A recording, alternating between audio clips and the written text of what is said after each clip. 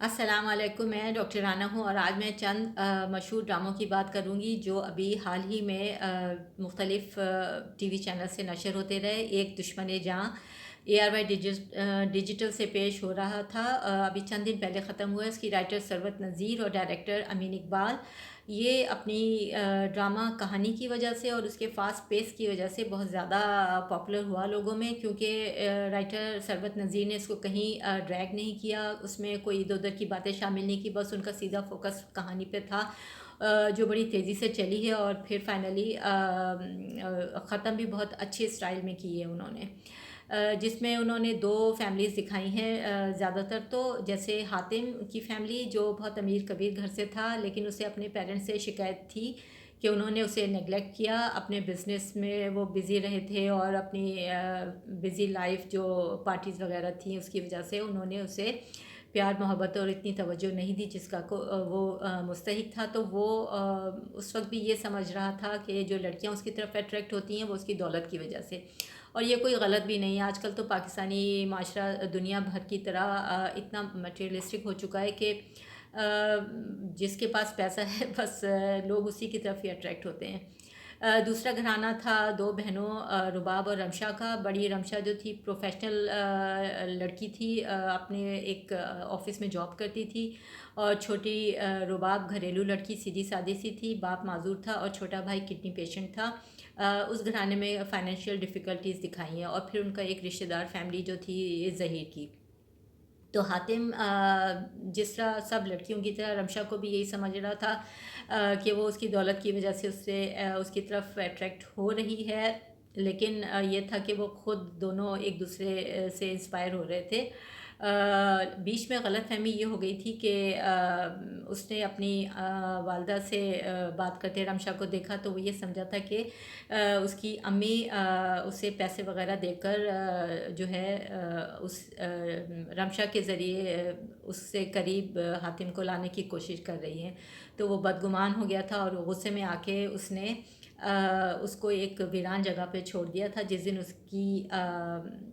بہن کی منگنی ہو رہی تھی، اور وہاں پھر اس بیچاری رمشا کا جو ریپ ہوا اور مرڈر ہو گیا تھا۔ تو وہ پھر حاتم بہت زیادہ گلٹ فیل کر رہا تھا، بڑے ڈپریشن میں تھا وہ، ایسے ہی نہیں بلکہ رمشا کا بھوت بھی اسے ڈرا رہا تھا اس کے چاروں طرف خوابوں میں آ کے اور نیند میں آ کے۔ تو اس کو سیٹسفیکشن پھر اس وقت ملی جب وہ گیا ہے رمشا کے گھر، اس نے وہاں پر ان کی مجبوریاں دیکھیں، ان کی زندگی کی تکلیفیں دیکھیں، تو بہت زیادہ اسے دکھ ہوا۔ اس نے ان سب کی دکھوں کا ازالہ اس طرح کیا کہ جو بھائی تھا اس کی ٹریٹمنٹ جو ڈائلسس وغیرہ اور پھر بعد میں ٹرانسپلانٹ کڈنی کا وہ کروایا، باپ تھا مجبور اس کے پاس بیٹھ کے اس کی اور ڈیفیکلٹیز دیکھیں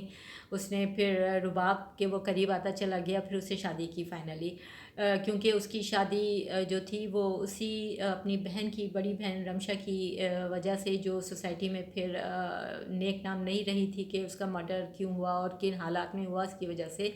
رباب کی شادی میں مشکلات پیش آ رہی تھیں، تو اس نے شادی کی، لیکن پھر رباب شروع میں یہی سمجھتی رہی کہ اس نے ہمدردی میں اس سے شادی کی ہے، حاتم نے، وہ اتنا امیر آدمی ہے وہ کیوں کرے گا مجھ جیسی غریب لڑکی سے، لیکن بعد میں اسے اندازہ ہوا کہ نہیں، وہ حاتم اسے پیار کرنے لگا ہے، اور فائنلی پھر یہ ہوا جب وہ سیٹ ہو گیا سارا معاملہ، حاتم کے والد بھی ٹھیک ہو گئے پوتا پیدا ہونے کی وجہ سے، تو پھر ایک بلیک میلر کی انٹری ہوئی جس کی وجہ سے رباب بہت زیادہ ناراض ہو کے چلی گئی، کیونکہ اس نے کہانی پھر اس کو الٹی سیدھی کر کے مولڈ کر کے سنائی تھی غلط اسٹائل میں کہ قاتل حاتم ہے، لیکن فائنلی پھر جو حاتم کے والد تھے جن سے اس کے بڑے اختلافات رہے تھے، جنہوں نے اس کی شادی بھی ختم کرنے کی کوشش کی تھی، تو وہ انہوں نے ہی معاملات سلجھائے، رمشا کا دوبارہ سے کیس کا انویسٹیگیشن کرنے کے بعد اس کے قاتلوں کو سزا ملی، اور وہ پھر رباب کو بھی منا کے گھر لے کر آئے ہیں۔ تو بتانے کا مقصد یہ ہے کہ یہ ساری کہانی ثروت نذیر صاحبہ نے کہاں سے لی ہے، جو انڈین مووی تھی 20 سال پہلے کی تم بن، جس کی جو رائٹر ہیں وہ انوبھاو سنہا ہیں، اور یہ ایک سچی کہانی تھی جس میں کینیڈا سے ایک بڑے بزنس فیملی کا لڑکا جو تھا وہ انڈیا آیا تھا اپنے بزنس کے سلسلے میں اور کچھ اپنی شادی کے سلسلے میں شاپنگ کرنے، اور وہاں جس سے اس کی دوستی ہوئی تھی اسی کی کار سے ایکسیڈنٹ میں وہ مر گیا تھا، اور اس کو پھر بہت زیادہ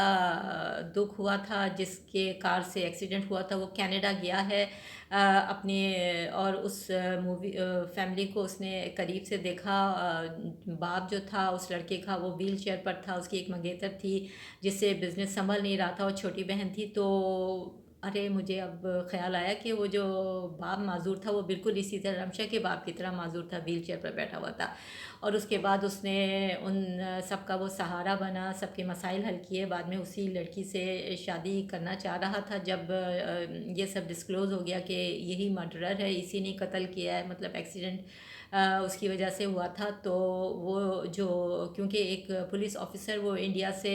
پیچھا کرتا ہوا کینیڈا تک پہنچ گیا تھا، یہ کیس انویسٹیگیٹ کر رہا تھا۔ تو پھر اس میں یہی ہوا تھا کہ وہ جو لڑکی تھی اس کی منگیتر، وہ اسی سٹائل میں اپنے والد سے، اس لڑکے کے والد سے بات کر رہی تھی جو ویل چیئر پہ تھے، کہ میں اسی سے پیار کرنے لگی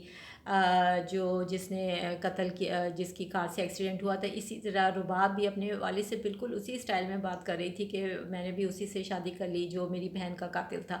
تو یہ ساری کی ساری کہانی ثروت نذیر نے انڈین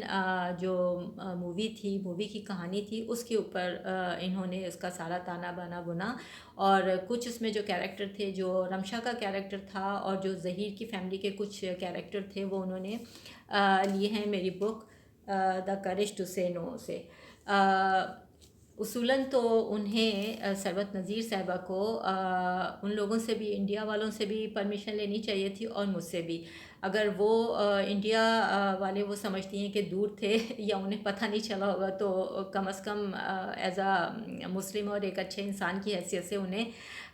خود سے نیچے لکھنا چاہیے تھا اور مجھ سے پرمیشن لینی چاہیے تھی، اور میرا بھی بک کا ذکر ان کو اپنے نیچے ڈسکرپشن میں کرنا چاہیے تھا۔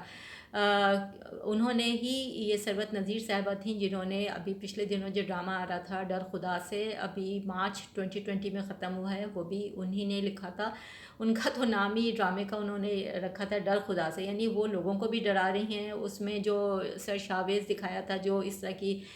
غلط حرکتیں کر رہا تھا، اور جو آفرین تھی اس کو تنگ کر رہا تھا، تمکین دوسری بہن کو بھی، تو اس کو میرے خیال میں انہوں نے ہی یہ تنبیہ کی ہوگی نا کہ بھئی تو ڈر خدا سے، تو کیوں اس طرح کر رہا ہے۔ لیکن وہ دوسروں کو ڈراتی ہیں، انہیں خود کوئی ڈر نہیں ہے خدا سے، یہ بھی تو غلط حرکتیں ہوتی ہیں نا۔ اس کے ساتھ ساتھ ایک اور عمران نذیر ہیں، مجھے لگتا ہے وہ بھی انہی کی فیملی کے ہیں۔ یہ ثروت نذیر ہیں، وہ عمران نذیر ہیں جنہوں نے ابھی جن کا ڈرامہ ہم ٹی وی چینل سے آ رہا ہے، اس کا نام ہے محبوب آپ کے قدموں میں۔ تو اس میں اشتہار کہنا چاہیے کہ آپ یہ تعویذ کروا لیں، وہ کروا لیں تو محبوب آپ کے قدموں میں آ جائے گا۔ تو عمران نذیر نے وہ سارا تو لکھا ہے، لیکن یہ سارا کچھ آپ کو میری اس بک دا کریج ٹو سے نو میں ملے گا، اور بلکہ انہوں نے تو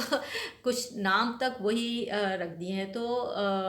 آپ یہ کہیں گے کہ یہ اتنی مختلف دونوں کہانیاں کیسے ایک ہی بک میں ہو سکتی ہیں؟ آپ پڑھیں گے تو آپ کو پتہ چل جائے گا، اس میں یہ سارا کچھ لکھا ہوا ہے، اور انہیں بھی مجھ سے پرمیشن لینی چاہیے تھی، انہیں مینشن کرنا چاہیے تھا ڈسکرپشن میں، لیکن انہوں نے بھی یہ نہیں کیا۔ تو یہ جو خاندان کے فرد ہیں، بہن بھائی ہیں، ہسبینڈ وائف ہیں، ماں بیٹا یا جو بھی، میں تو نہیں جانتی، لیکن ایک ہی فیملی ممبرس لگ رہے ہیں۔ اگر نام سے میں ملا رہی ہوں، ویسے بھی جو ایک جیسے کام تو کر رہے ہیں نا، تو فیملی ممبرس تو ہو گئے۔ تو ان کا جو بھی ایم تھا اور جو بھی ان کے گولز تھے، میں سمجھتی ہوں کہ انہوں نے اچیو کیے ہیں۔ ایک تو یہ کہ رائٹر کی حیثیت سے اپنے آپ کو جو ہے وہ اسٹیبلش کرنا، جیسے ثروت نذیر اور یہ عمران نذیر دونوں ہی یہی کرتے ہیں کہ مختلف جگہوں سے کہانیاں لیں اور بغیر بتائے اور بغیر انفارم کیے اور بغیر مینشن کیے، اور اس کے بعد ڈرامے بنانا۔ ایک تو یہ گول تھا، رائٹر بن گئے، دوسرا ظاہر فائنینشیل گول اچیو کیا، اور تیسرا گول یہ ضرور انہیں کسی نے ٹاسک دیا ہوا کہ بھئی ڈاکٹر رانا کو تکلیف پہنچاؤ، تو ہاں میں آپ کو بتا رہی ہوں کہ مبارک ہو، آپ نے یہ سارے ٹاسک کمپلیٹ کر لیے ہیں، اور میں تیسرا ٹاسک تو آپ نے بہت ہی اچھی طرح کمپلیٹ کیا، میں واقعی بہت تکلیف میں ہوں۔ اللہ حافظ۔